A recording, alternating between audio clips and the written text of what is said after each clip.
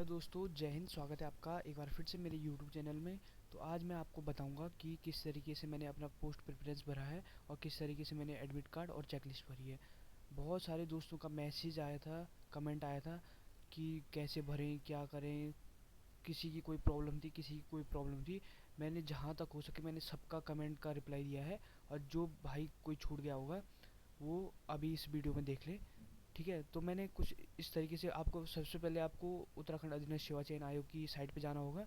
और साइट पे जाके आपको वहाँ पे एक लिंक मिल जाएगा, सेकंड नोटिफिकेशन होगा उसमें आपको दिख जाएगा।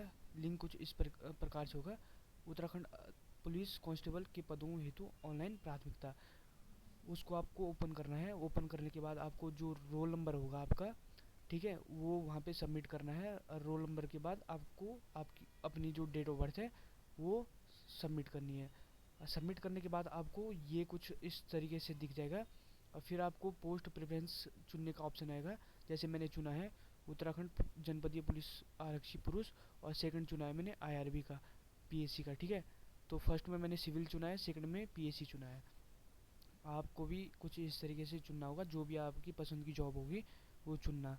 ठीक है, फिर ये प्रिंट आउट करने का ऑप्शन आएगा, आपको इसे प्रिंट आउट कर लेना है। और प्रिंट आउट करने के बाद आपको कुछ इस प्रकार की 2 कॉपियाँ रखनी है अपने पास। ठीक है, और ये भरना है, यहाँ पे आप अपनी फ़ोटो लगानी है और यहाँ पे क्रॉस सिग्नेचर कर देना है, जो भी आप सिग्नेचर करते हैं। ठीक है, सिग्नेचर के बाद यहाँ पे लास्ट में यहाँ पे कुछ भरने के लिए आएगा। यहाँ पे अपना लेफ्ट थंब लगाना, लेफ्ट थंब, और यहाँ पे अपने सिग्नेचर करना। भाई ये इतना सा काम है, छोटा सा काम, ये आप करके जाइए घर से। ठीक है, उसके बाद जो सेकंड मिला था, सेकंड था, ये था आपका एडमिट कार्ड। ठीक है, ये कुछ इस प्रकार से। ये एडमिट कार्ड बहुत लड़के कह रहे थे कि भाई कहाँ से ये एडमिट कार्ड मिल रहा है।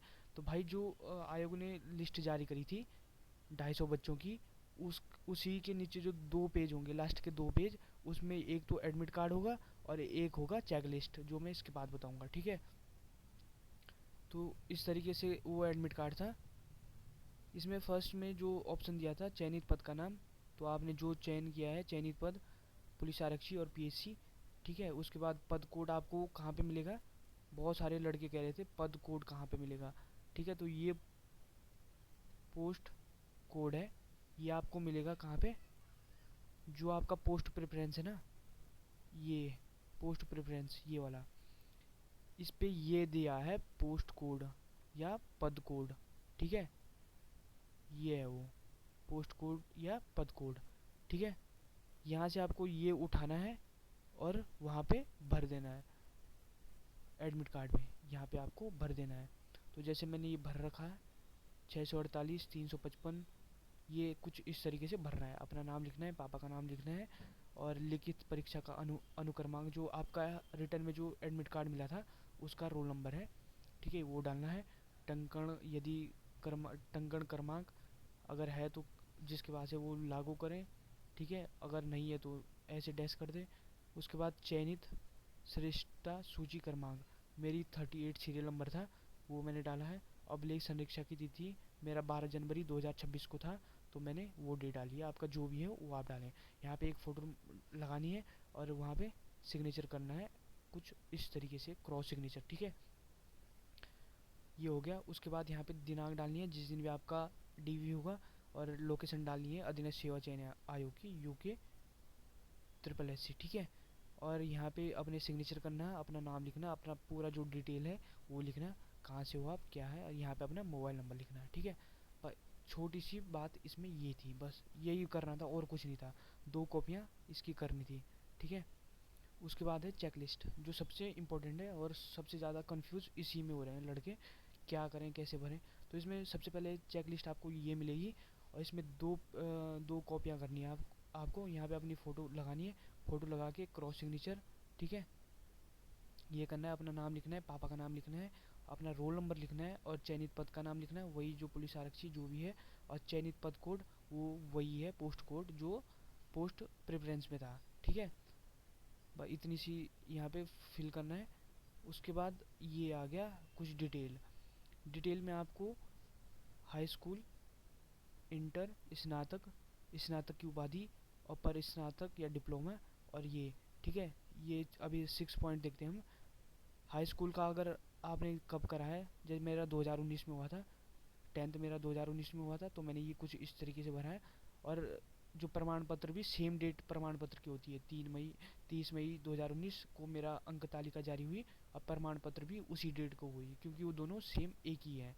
ठीक है, वैसे ही इंटर का हो गया, 31 जुलाई 2021 को मेरा इंटर हुआ था, तो ये भी डालना है। ठीक है, उसके बाद स्नातक अगर किसी ने लगाया है तो लगा देना। मेरा स्नातक नहीं लगा था तो मैंने मना करा। यहाँ पे भी ये भी मना करा, ये भी मना करा। ठीक है, उसके बाद नीचे देखेंगे हम, ये भी मैंने मना करा। ये जो डिप्लोमा बीएड का ये भी नहीं था तो मना करा। उसके बाद स्थायी मूल निवास प्रमाण पत्र, ठीक है, तो ये जब जारी हुआ था 6/8/2021 को, तो ये हाँ करा है मैंने। और ये हमेशा वैलिड रहता है, इसकी कोई एक्सपायरिंग डेट नहीं होती है, तो इस यहाँ पे डैश कर देना। उसके बाद 8वां जो है आरक्षण से संबंधित प्रमाण पत्र, ओबीसी का मैंने लगाया। आपका जो भी होगा, SC ST EWS जो भी होगा वो आप यहाँ पे उसकी जारी दिनांक डाल देना और कब तक वो वैलिड है। तो जैसे मेरा 2027 तक वैलिड है और 2024 को मेरा बना था, और हाँ कर रहा है इस पर। ठीक है, उसके बाद 9वां देखें। उसके बाद जो 9वां है ये है उप श्रेणी का। अगर आपके पास उप श्रेणी है तो हाँ करें, नहीं है तो ना करें। मेरा नहीं था तो नहीं करा मैंने। ठीक है, सेवा योजन एम्प्लॉयमेंट का जो आपका डॉक्यूमेंट है उसकी जारी होने की तिथि और एक्सपायर होने की तिथि, और ये हाँ कर देना है। ठीक है, और ये सेवारत विद्यार्थियों की नियोक्ता विभागीय, मतलब जो भी आप अगर कहीं पे एक्स सर्विस मैन है, जो भी है, अगर आपके पास है तो हाँ करें, नहीं है तो ना करें। फिर अधिमान्य अर्हता यदि लागू है, अगर किसी के पास है तो हाँ करें, जब मेरे पास नहीं था तो मैंने नहीं करा है। पहचान पत्र मैंने आधार कार्ड लगाया है, तो मैंने आधार कार्ड मैंने लगाया है, तो आधार कार्ड की जो जारी दिनांक होती है वो लगाया है। ठीक है, वो अपने फ़ोटो कॉपी लगानी है पीछे। उसके बाद जो 14 नंबर पे है ये है कंप्यूटर संबंधित, अगर किसी के पास कंप्यूटर डिप्लोमा है तो वो हाँ करें, नहीं है तो मना करें। उसके बाद मैंने जन्म प्रमाण पत्र लगाया था, उसकी जारी होने की तिथि और वैलिडी हमेशा रहता है। उसके बाद मैंने एक दूसरा लगाया था, पर्वतीय का लगाया था मैंने, वो भी यहाँ पे लिखे पर्वतीय का कब वो जारी हुआ, और वो वैलिड हमेशा रहता है।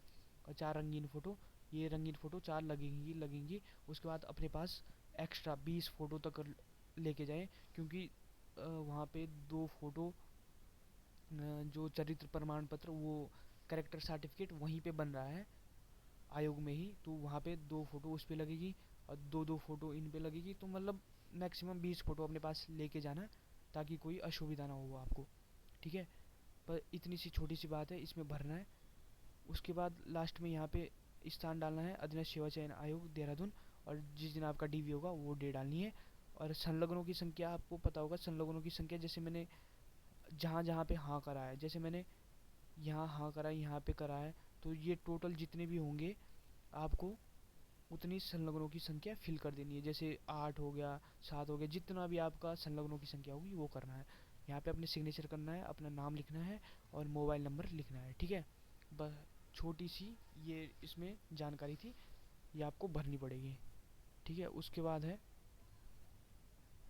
भाई, यही थे 3 पेज जो सबसे इम्पोर्टेंट थे, और लड़कों का ज़्यादा इंक्वायरी इसी में आ रही थी।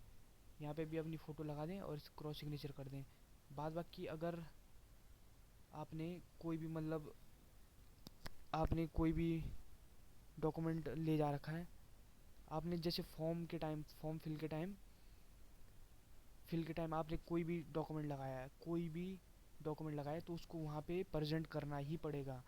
जैसे मैंने हिल का लगाया है, तो हिल का सर्टिफिकेट मुझे ले जाना ही पड़ेगा, चाहे मैंने उसमें लाभ लिया हो या ना लिया हो, मुझे ले जाना ही पड़ेगा, क्योंकि मैंने फॉर्म भरते टाइम वहाँ पे यस कराया है, तो मेरे को ले जाना ही पड़ेगा। ठीक है, ऐसा मत सोचना कि मैंने लाभ नहीं लिया है तो मैं नहीं ले जाऊँगा। सारे डॉक्यूमेंट ले जाना, जितने आपके पास होंगे उतने सारे ले जाना। ठीक है, उसके बाद सेकंड क्वेश्चन आया था कि हमारा नाम गलत है, नेम मिस्टेक आ रखा, किसी के पापा का नाम गलत है, किसी का कुछ गलत है। अगर आपको पहले से पता है कि मेरी कुछ गलतियां हैं, तो उसके लिए आपको एफिडेविट बना लेना। एफिडेविट बनाने के बाद उसको मतलब फॉर्म में ऐड कर देना। ठीक है, और एफिडेविट बनाना, जो भी आपकी अपनी गलतियाँ होंगी, एक एफिडेविट बनाना, एक एफिडेविट पे जितनी गलतियाँ होंगी उतनी मेंशन कर देना। ठीक है, जैसे मेरी थी 3-4 गलतियाँ थी मेरी, तो मैंने चारों गलतियाँ एक एफिडेविट में मेंशन कर दी है। बाद बाकी बहुत सारे क्वेश्चन आ रखे। तो एक लड़का कह रहा था कि भाई मैंने पोस्ट प्रेफरेंस में मतलब पीएससी डाला और मुझे सिविल चाहिए, क्या वहाँ पे चेंज होगा? तो भाई वहाँ पे बिल्कुल चेंज नहीं होगा। वहाँ पे सर लोग कह रहे थे सीधा कि यहाँ पे अब वो चेंज नहीं होगा, आपने जो चुन रखा है वही माना जाएगा अब। तो ये फिर वही ये बात होगी ना कि आपको बाद में पता चल रहा है कि मेरे को क्या लेना है। तो वो पहले डिसाइड करना होगा कि आपको क्या जाना है, किस फील्ड में जाना है, पीएससी में जाना है या आईआरबी में जाना है या सिविल में जाना है। ठीक है, ये छोटी सी इन्फॉर्मेशन थी। अगर आपको ये जानकारी अच्छी लगी तो लाइक करना, शेयर करना, सब्सक्राइब करना और कमेंट करना भाई लोगों। ठीक है, थैंक यू। मिलते हैं एक दूसरी वीडियो में दोबारा।